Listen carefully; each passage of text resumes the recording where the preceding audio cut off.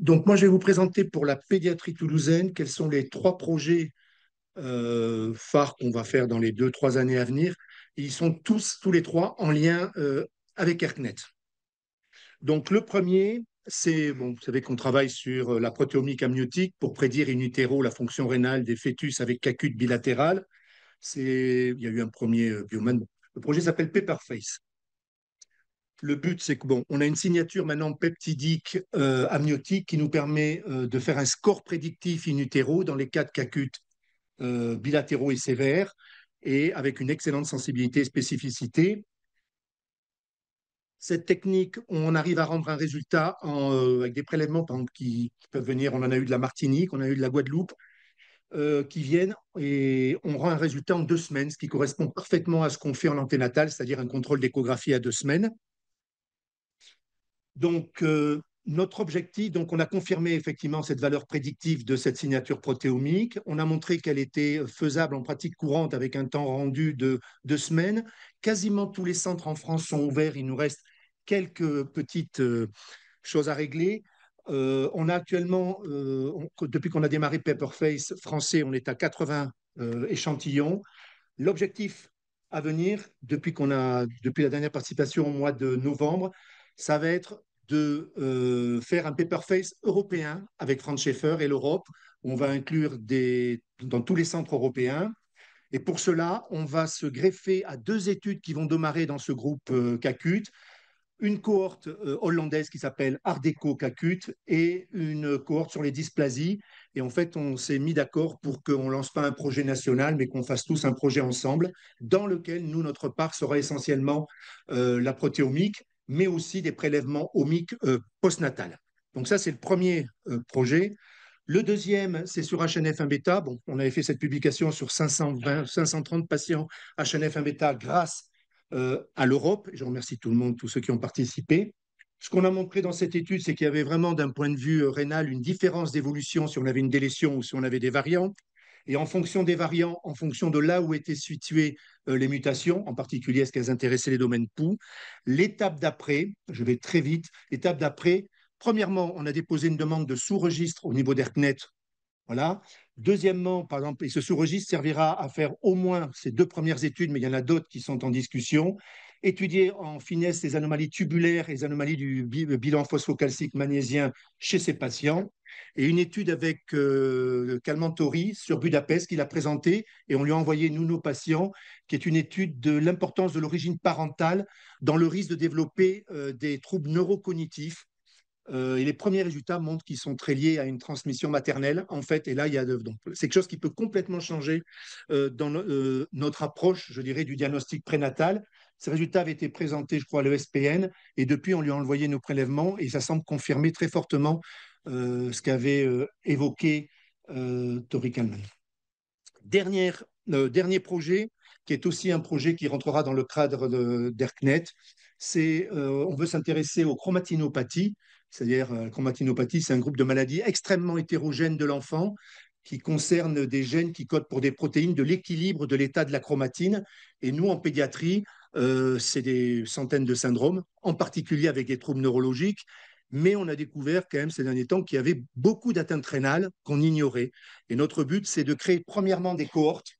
On a créé là, par exemple, en France, une cohorte de Kabuki, 180 patients, ce qui est déjà pas mal. On va l'étendre à l'Europe. Et après, on a une cohorte de Coffin Series, une cohorte de KBG. On va faire un certain nombre de cohortes comme ça, européennes, et de mieux définir et de mieux décrire ces atteintes rénales. Et en même temps, un projet donc, sur lequel je ne vais pas insister, d'épigénétique. On a un nouveau généticien à Toulouse qui est très, très motivé par ce genre de travail et qui travaille avec Bekin Sadikovic au Canada. Voilà. Donc, voilà les trois projets à venir pour la néphrologie pédiatrique de Toulouse. Alors moi, je vais faire la voix aussi de Stanislas Faguet, du coup, qui, lui, s'articule sur plusieurs projets. Le premier, c'est les déficits familiales en L4, avec le test d'une molécule qui est toulousaine, qui est le CR001, sur la tolérance, l'efficacité, mais aussi le rôle du complément, où on pense qu'il va, en le bloquant, permettre de limiter l'évolution de la maladie, et puis aussi créer le réseau ERCNET. Le syndrome d'Alport avec l'agression rénale aiguë qui est fait avec l'INSERM, mais sur un modèle donc d'Alport autosomique dominant pour voir comment est-ce qu'en fait l'agression rénale et chez les patients autosomiques dominants pour l'Alport vont réagir. Aussi les vascularités en cas en testant l'avacopan sur les formes les plus sévères avec des DFG inférieurs à 30 qui étaient exclus des études. On s'intéresse aussi à la polykystose récessive, mais de révélation tardive, c'est-à-dire des patients qui ne sont diagnostiqués qu'à l'âge adulte avec des phénotypes plutôt atténués, essayer de mieux les caractériser. Et puis le devenir au long cours avec aussi une corrélation génotype-phénotype qu'on va mettre en place sur les mois qui viennent. Au niveau HNF1 bêta, tout ce qui est analyse omique, notamment pour l'étude des fonctions tubulaires à la fois urinaires et sanguines en partenariat avec l'équipe INSERM. Et puis sur le lupus, finalement, en fait, un axe assez transversal. On va avoir du patient à la souris et à la cellule. On va ouvrir dans le service, un des services pour avoir les carticelles en phase 1, 2, 3, qui vont nous permettre aussi après de les prendre en charge de la réanimation jusqu'au suivi.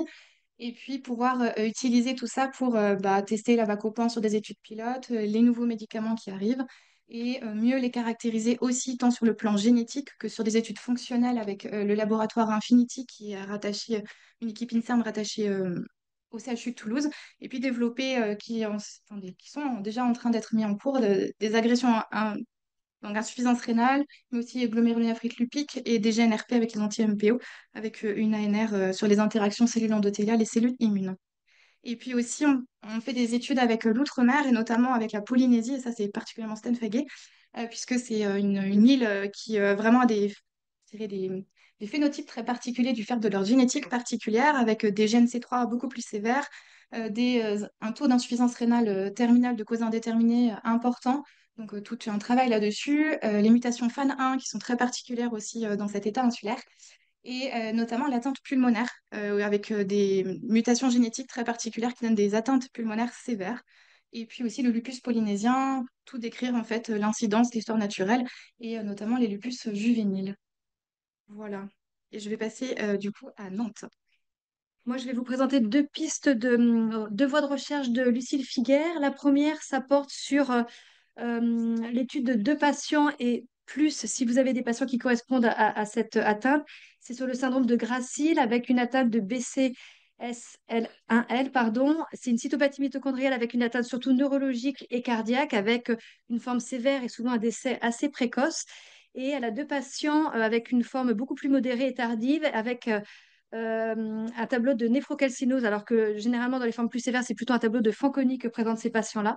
Et donc, elle va essayer de caractériser un petit peu la fonction tubulaire et de ces cellules tubulaires proximales pour ces patients. Donc, si vous avez dans vos services des patients avec ce type de mutation génétique et une forme un peu plus modérée, n'hésitez pas à la contacter pour élargir un petit peu ses travaux. Et puis, par ailleurs, elle travaille sur le diabète phosphaté. Il y a un certain nombre de patients qui n'ont pas d'anomalie génétique retrouvée. Et donc, en collaboration avec le docteur Sophie Limou, ils ont fait du whole exome sequencing pour essayer de mettre en évidence des gènes candidats. Et ils vont ensuite étudier enfin, ils ont commencé à étudier la réabsorption de phosphore transcellulaire chez ces patients-là et le comparer à des groupes contrôle. Donc voilà, c'est en cours aussi à Nantes dans l'équipe de Sophie Limoux et de Lucille Figuère. Et puis, je profite de cette journée pour faire un petit peu de publicité de nouveau sur les journées qu'on organise. D'une part, une journée médicale sur les tubulopathies le vendredi 17 janvier à Nantes. Et puis, le lendemain, ce sera suivi d'une journée pour les patients. Il y a un format hybride pour ces deux journées, et en présentiel et en distanciel. Donc, vos patients, même qui habitent loin, peuvent tout à fait se connecter à cette journée du 18 janvier pour participer et écouter un petit peu les présentations et les ateliers proposés. Voilà, merci. C'est Marc Filard qui, bien sûr, est largement investi dans tous ces projets. Malheureusement, il ne pouvait pas être là. Donc, comme vous le savez, Marc s'intéresse beaucoup au mécanisme de syndrome œdémateux dans les syndromes néphrotiques. Donc, il avait fait ce travail avec l'équipe d'Alain Doucet sur ASIC et il continue. Donc, Marc est parisien. Il garde un accrochage parisien important avec le centre de recherche des Cordeliers.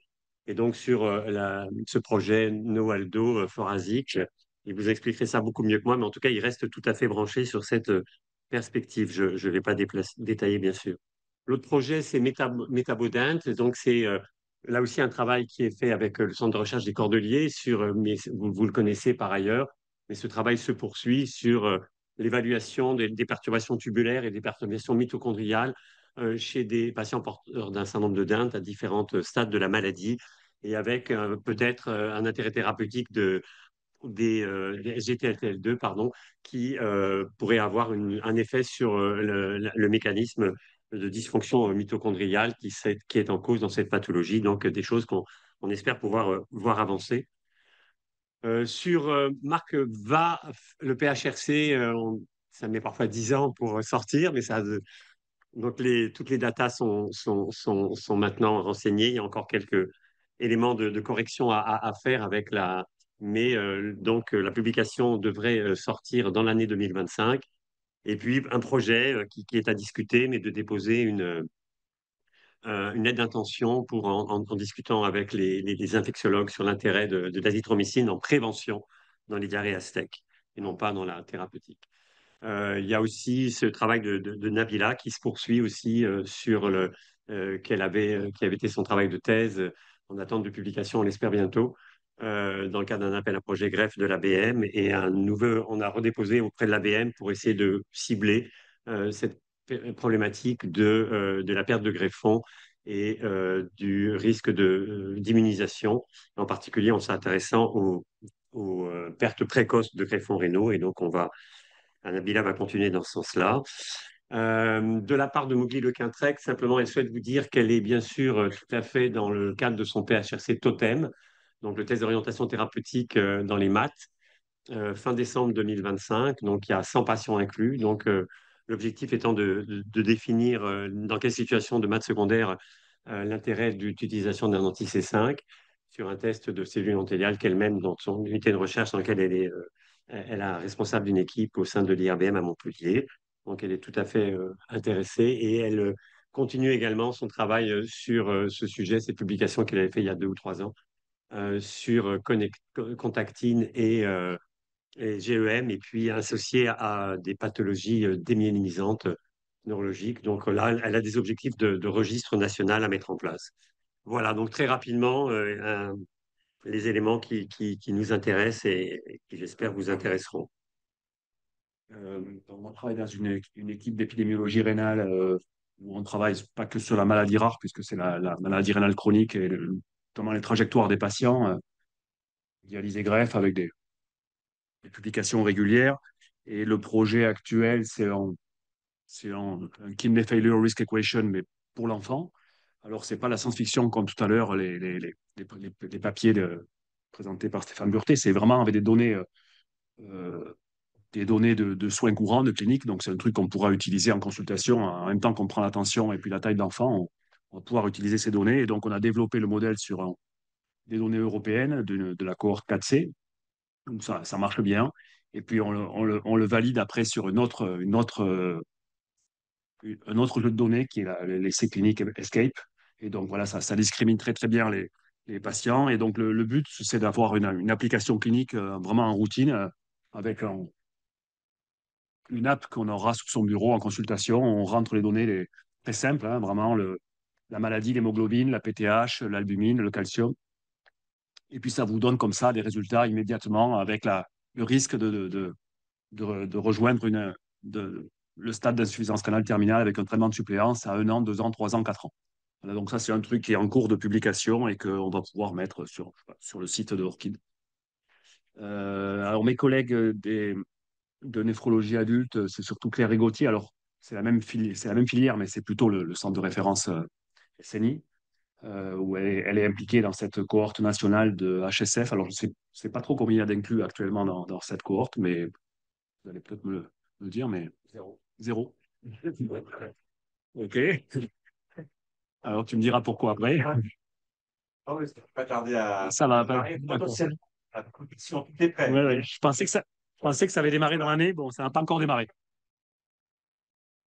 Donc, ça n'a pas encore démarré. Bon, OK. Et puis, elle s'investit aussi dans le syndrome néphrotique avec une cohorte régionale, notamment avec l'entrepôt de données de santé du CHU et puis les données d'Anapat.